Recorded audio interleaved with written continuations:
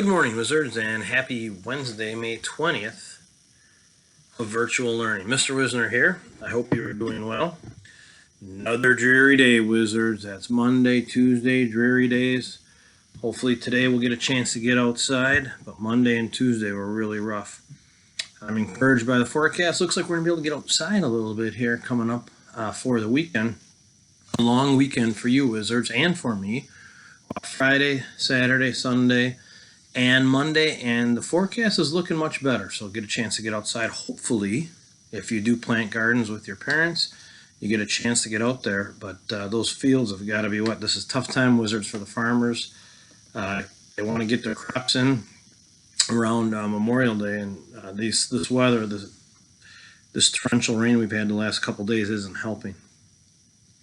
So as we get ready here, I want to remind everybody you're going to have a 4-day weekend coming up, so it'll be time to enjoy that. The 4 days that you're going to have off: Friday, Saturday, Sunday, Monday. Hopefully you get a chance, get outside, do some cooking, ride a bike, do some fun activities with your family outside. I did want to make an announcement today that the administration is in the process of figuring out how to let students keep Chromebooks over the summer. So there'll be more coming out on that in the near future. That'll be finalized, but in the meantime, parents and students, you're going to see a link that'll come home. It'll say Chromebook identification. We're going to have you fill out that form. There's a short little link there and a short little form to fill out with your name, your email, and importantly, there's a number on the bottom of your Chromebook on a white tag. Okay, we're going to have you fill that out. So students, make sure your parents check the links today for the Chromebook tag ID, asset tag ID, and have them fill that out. And right now, it sounds like the plan is going to be to keep the Chromebooks over the summer and bring them back in the fall. But we want to ID them and make sure we have an inventory of who has what for Chromebooks. So please, Wizards, show your parents those slides, show your parents the link, and let's try to get all those forms filled out for the Chromebooks by Friday would be great, Wizards. I would love that. Okay. Chromebooks. Let's talk about your learning links for today, Wizards. We have math. You're going to be solving more word problems in math today. More word problems and trying different strategies like number lines and sketches, okay, and front end addition. There's no student book today, but there's a home connection 169 and 170. Again, there are brain breaks today. Use those at your discretion. That means if you want to, Wizards.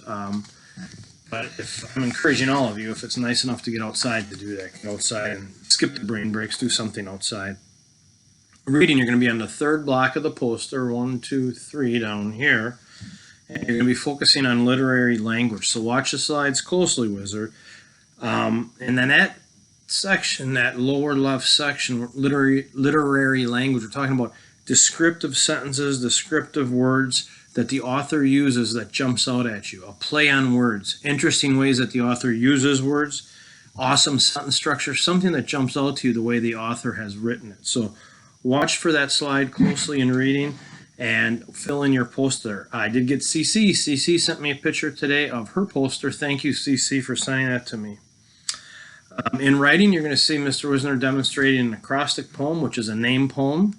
Okay, so you take the letters of your name and put them up and down vertically, and then one word that starts with each letter of your name that would describe somebody. Like Sadie, my dog, S-A-D-I-E. Sadie, the S would be for sassy.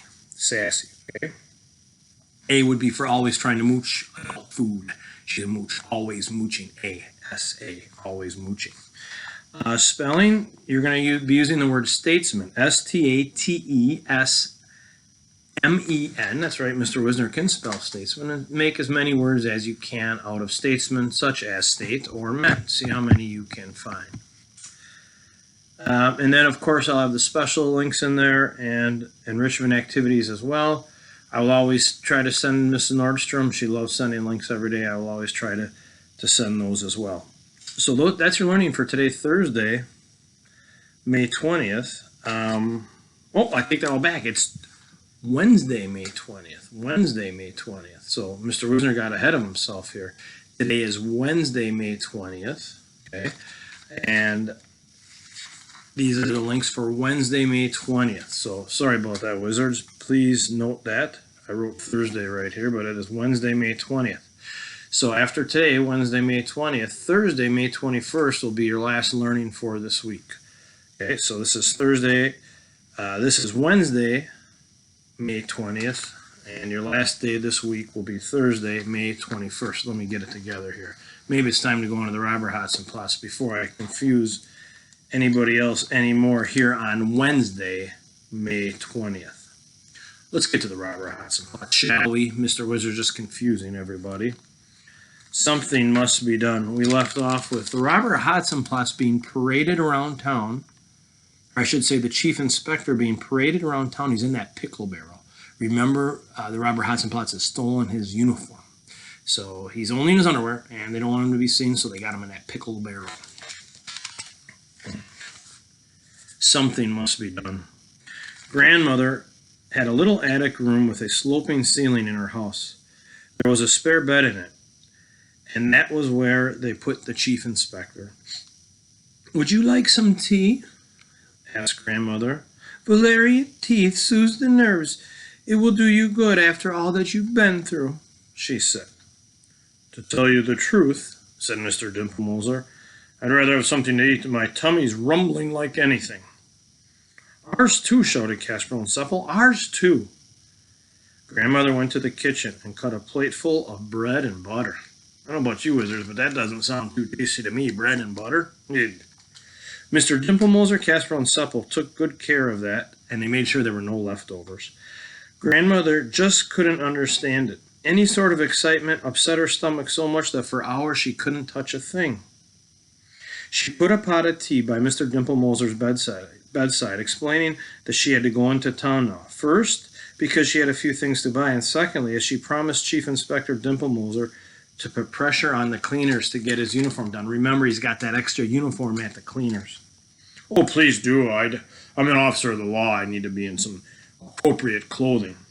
Tell them to move on at once and tell them that I'm an officer of the law, and I'm sure they'll see to it right away. And there's one other thing you could do for me." "What is it?" "Bring me a pair of shoes and socks from my house, and my other helmet and sword, my best sword, the one I only wear on Sundays. Mrs. Pumpernickel, my landlady, will give you all those things. And before I forget, there's a blue bicycle with red wheels in the bicycle stand in the yard. Could you bring that too? It's my official police bike, you see. As soon as I get my uniform back from the cleaners, I'll be riding off on my official bike. And then I promise you, it won't be long before Hodson Plots is back in jail." All right, said Grandmother. "It makes one sword, one pair of shoes and socks, one helmet, and one blue bike." "And the sausages," added Casper. "Sausages?" asked Grandmother. "Yes, of course," said Casper. "It's Thursday today. Remember, we could have sausages and sauerkraut for supper for a change." "Sausages and sauerkraut?" Grandmother shook her head. "So long as the Robert Hodson Plots is at large, there'll be no sausages and sauerkraut in my house. Sausages or sauerkraut, forget it. You think I'm going to be trapped by that robber again and have my glasses steam up? He is not stealing my sausages. He is not stealing my sauerkraut. Once was quite enough, thank you," said Grandmother. She was quite determined, and nothing in the world would make her change her mind. Realizing that, Casper and Sepple did not even try. They went gloomily out into the garden, sat down in the sun behind the house, and did some thinking. The problem was obvious. The quicker they got the Robert Hodson Plots back under lock and key in the fire station, the sooner Grandmother would make sausages and sauerkraut, and the sooner things would be back to normal. "Are we really going to wait for Mr. Dimplemoser to catch him?" asked Casper. "If you ask me, something must be done right now." "Do you have a plan?" Sepple inquired. "Well, it's like this. We just have to lure him back to that fire station. The only question is how are we going to do that? With bacon or maybe sausages?" "No, that wouldn't work." He thought hard and frowned. He thought of this and he thought of that. Then he suddenly remembered the vinegar bottle they had fished out of the stream earlier that morning. Remember that, Wizards? The bottle they got? "I know what," he cried. "We'll give him a message in the bottle." "A message? A message in the bottle? What is that?" "Why don't you listen to what I say? We give it to him. That makes all the difference. Hey, Sepple, Would you go and buy me some sealing wax to put on top of the bottle after we seal it and put it into the water with the note inside? Sealing wax, that's right. When you're putting important messages in the bottle, the sealing wax is almost as important as the message itself. You don't want that message in the bottle to get wet. So they're going to try to lure the Robert Hodgson plots with some type of message in the bottle. And Wizards, I have no idea what that message is going to be. Last time, remember, they had gold on that cart, and that lured them. I don't know what they're going to do this time, but let's find out. The next chapter is called Home Sweet Home. That's where we'll stop for today. So, Wizards, once again, to clarify, I want you to have a great Wednesday, May 20th today. Check your links. Have your parents look at the form for identifying your Chromebooks. And then tomorrow, Thursday, May 21st, will be your last day of learning for this week. And then you'll be off Friday, Saturday, Sunday, and Monday. That's it for today, Wizards. Have a great Wednesday. Mr. Wisner saying bye-bye, and I'm signing off. So long, everybody.